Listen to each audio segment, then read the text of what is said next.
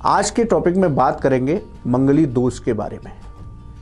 क्या है कुंडली में मंगली दोष? यदि आपकी कुंडली में है मंगली दोष तो वो आपको क्या लाभ और क्या हानि देगा? क्या करें उपाय जिससे मंगली दोष शांत रहे? यदि आपका भी कोई सवाल है आप कमेंट बॉक्स में लिखें, हम धर्मानुसार उसका जवाब देंगे। तो आइए शुरू करते हैं चर्चा। मंगली दोष क्या है? मित्रों, यदि आपकी जन्म कुंडली में पहले, चौथे, सातवें, आठवें और 12वें भाव में मंगल है तो ये कुंडली मंगली दोष से युक्त कही जाती है। अब यहां पर लोग मंगली दोष बोलते हैं, लेकिन मुझे लगता है कि ये मंगली योग है, ये दोष नहीं है। क्योंकि हम इतनी कुंडलियां देखते हैं जहां पर ये मंगली योग होता है, वहां पर लोग उच्च पदों पर, उच्च राजनेता, शिक्षा में बहुत उन्नति करते हैं, कई ऊंचे पदों पर लोग पहुंचते हैं। तो मंगली दोष ना कहकर के मंगली योग कहना चाहिए। मंगली योग यानी मंगल देवताओं का सेनापति, रक्त तप्त ग्रह है, यानी कि ऊर्जा से भरपूर रहता है। जिनकी कुंडली में मंगली योग होता है, पहले, चौथे, सातवें, आठवें और 12वें भाव में मंगल होता है, वो बड़े ऊर्जावान होते हैं, एनर्जेटिक होते हैं, अपने कार्य क्षेत्र में लीडरशिप हासिल करते हैं। लेकिन मंगल सेनापति है, रक्त तप्त ग्रह है, तो इनमें क्रोध की अधिकता देखी जाती है। ऊर्जा अधिक होने की वजह से क्रोध की अधिकता देखी जाती है।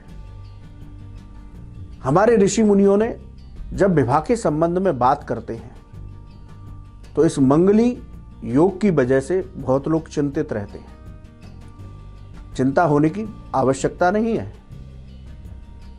मंगली योग है तो आपको मंगली योग से युक्त कुंडली में जो हो या बच्चे की हो तो मंगली लड़की से शादी करनी चाहिए। यदि आपकी कन्या मंगली है तो मंगल योग से युक्त लड़के से शादी करनी चाहिए। क्या कारण है?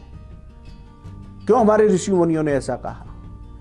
ये इसलिए कहा क्योंकि यदि मंगली दोष से युक्त कुंडली है तो उसी के समकक्ष कुंडली से शादी की जाएगी तो दोनों में सामंजस्य बना रहेगा।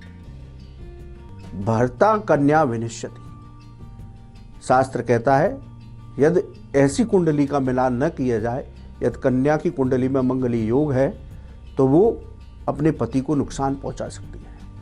यदि लड़के की कुंडली में मंगली दोष है और सामान्य कन्या से शादी की जाए तो वो लड़की को नुकसान पहुंचा सकता है।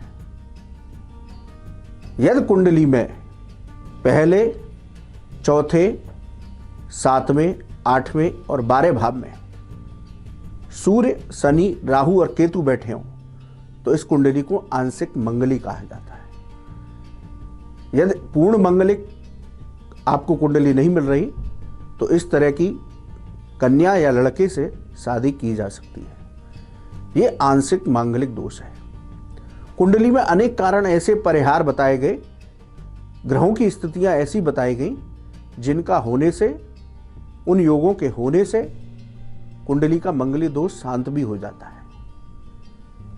तो ये विशेष ध्यान रखें, यदि आपके बच्चे की या बेटी की कुंडली मांगलिक है तो उसके विवाह के समय उसका मैच अवश्य कराएं, कुंडली मिलान अवश्य कराएं।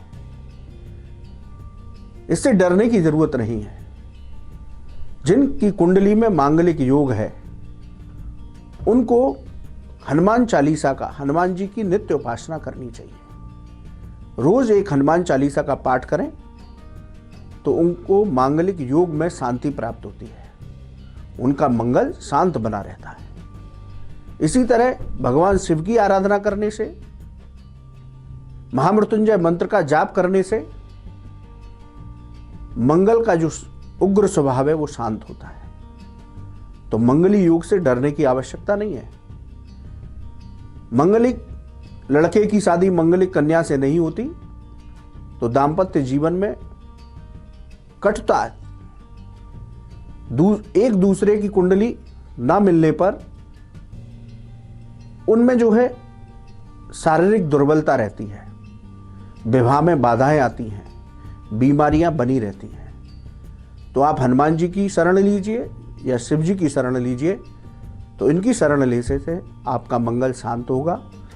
मंगली योग जो आपकी कुंडली में है, जिसे लोग मंगली दोष बोलते हैं, वो भी शांत होगा। और एक बड़ी भ्रांति है, बहुत से लोग कहते हैं कि 28 साल की उम्र के बाद मंगली दोष स्वतः समाप्त हो जाता है। अरे मित्रों, ऐसा नहीं है। 28 साल के बाद क्या आपका मंगल हट जाएगा वहां से? मंगली योग बना रहेगा।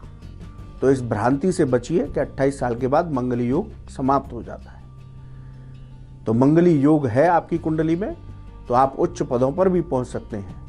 विवाह के संबंध में कुंडली मिलाकर के ही शादी करें। यदि पूर्ण मांगलिक लड़की नहीं मिलती या लड़का नहीं मिलता, तो पहले, चौथे, 7वें, 8वें, 12 भाव में सूर्य, शनि, राहु, केतु हो, तो ये आंशिक मांगलिक कुंडली से भी शादी की जा सकती है। तो मंगली योग से डरने की आवश्यकता नहीं, केवल भजन, पूजन और साधना करने की आवश्यकता है। भगवान आपका कल्याण करें। जय श्री राधे।